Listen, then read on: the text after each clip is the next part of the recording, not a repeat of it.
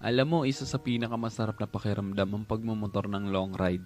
Yung tipong pagsakay mo pa lang ng motor, pagpaandar ng engine, may mararamdaman ka ng kakaibang saya.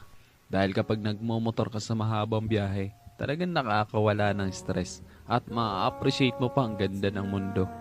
Yung tipong habang nagmumotor ka, masasabi mo na lang sa sarili mo na, wow, ang sarap palang mabuhay.